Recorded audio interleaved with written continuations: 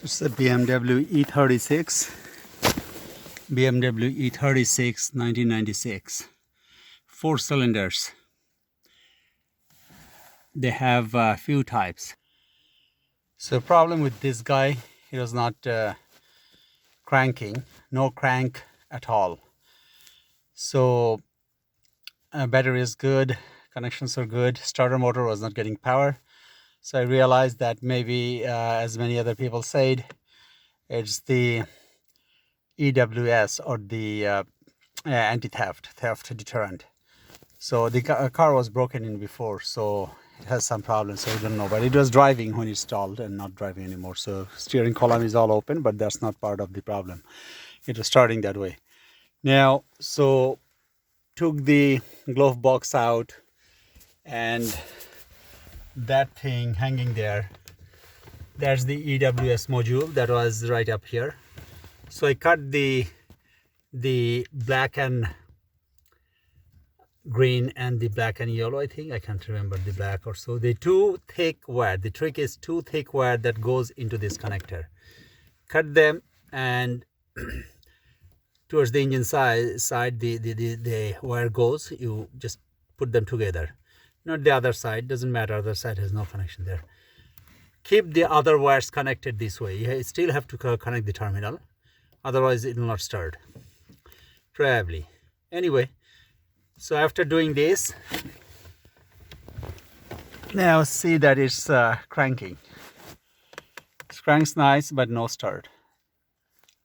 Cranks but doesn't start. So check the spark in the. I opened this first of all and measured the voltage in the one of those pins, and all of those pins, one has 12 volt. That means it's the ignition coil. This is the ignition coil. It's getting full power. Now this is the 4 cylinders. Remember, 1, 2, 3, 4 spark plugs, not the 6. So at that point, test it for the spark.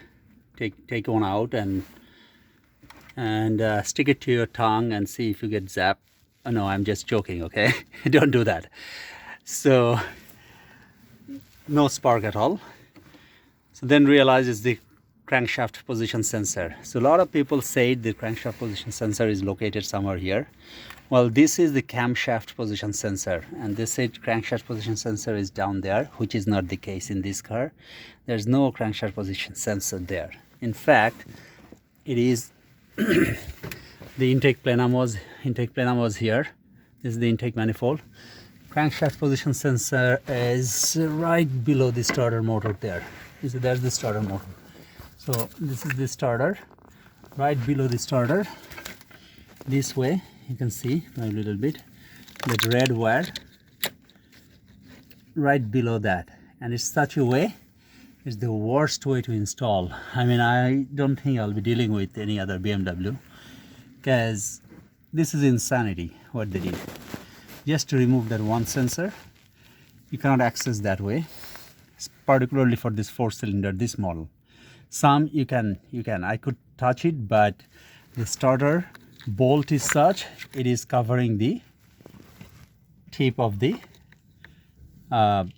hex they put for the crankshaft position sensor, and the hex they put is opposite, not facing towards me or facing the wheel. They put it facing towards the engine. So how do you access that? I don't know. I mean, how did they do that? So just to access that, one bolt, and change the crankshaft position sensor, I have to take the intake manifold off, the upper plenum off, and this is the lower intake manifold. Just to take the lower intake manifold off, it's a nightmare, because all these wirings, they put it from the top of the intake manifold and ran it through the intake manifold here, down there. So you cannot take it out without opening the starter cables and other wirings. Alternator has 2 wires, by the way. Had to open all those, and the fuel injector lines. It is a nightmare. German cars. I'm not going to go there ever again. Hopefully not. Now, when you open the connectors, some of the connectors here, I found one. It's a quick tip. It says corroded. This one is badly corroded, so clean those properly, okay, on both ends of the connector. Like I think something like this connector is not that one, but they're badly corroded. And take the opportunity to clean the throttle body. This is the butterfly plate, see, it should move freely. I kind of cleaned already. Now right here is the oil filter, and behind the oil filter right there is the coolant temperature sensor. Look, there are 2 ears, so you have to pull that thing out. There are tabs that get stuck there, so that's another thing. It's the best time to change camshaft position sensor, oil filter, crankshaft position sensor. Of course we'll be doing that down there. Many people said you can just put your hand here, put your hand below the manifold and reach there. Impossible, you cannot reach that. Not for this model. Yeah, some you can do it, but not for this model. So just overview of how it's made. So now look at the alternator. So alternator has 2 bolts. Top one is the big thick red, bottom one is the blue, okay. And to take the starter motor's connections off too. I don't know how to take the starter motor out because the bolts are from the back, from towards the firewall. Who makes vehicle like this? I don't know. Well, nobody else, I guess. I thought Ford is bad, but this is a new level, new low, I would say. Okay, so take the opportunity, if you are opening all these, to change the gasket. There's the gasket there for the that gasket is for the exhaust manifold. You can change that. It's pretty cheap and it's a massive work otherwise to do it again. And so give it a try now. I have to probably grind a little bit off of the bolt that's blocking the crankshaft position sensor. So once I take this out,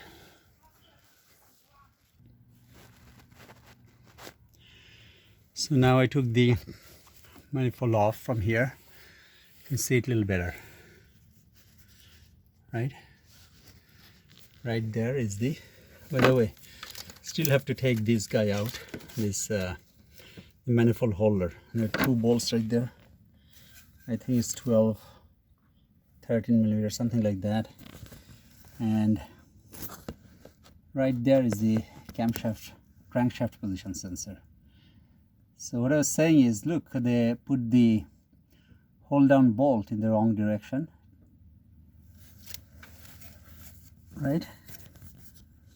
That bolt they put it here, right there. You cannot even see it. It's behind. And this starter, that bump is getting on the way, so nothing can go. It's so tiny, it's not straightening. So what I'm going to do is I'm going to cut this off. I'm going to cut the crankshaft position sensor off. Then I can access that bolt. And of course, don't put another bolt like that there, like the hex there. No, put a not the Allen key. Put a hex bolt. So you can put a socket in and work on it. That bolt should have been on this side. It should have been on that side, right? So that if it were this side, it's easy to access. We didn't have to open nothing. We could have used our arm and reach that and open it. Without opening anything, we could have gone there from the side with a skinny arm. It was possible. German technology. I thought they are the best, one of the best, if not the best in the world. Now I see what, dumbest or smartest, so that you take the car to the mechanic. Probably they're the smartest. Take the car to the mechanic, pay, I don't know, $500, $1,000 to the dealer just to get that one bolt off and change that. You cannot access it, by the way, from the bottom. Bottom is full there. That those pipes are on the way. You cannot access that unless you have a superhero arm with a rubberized arm. Okay, good luck. I thought I'd show you my 2 cents here. So I wanted to show if it starts or not after this, spark comes or not, but well, let's see. Probably another video. Let's see.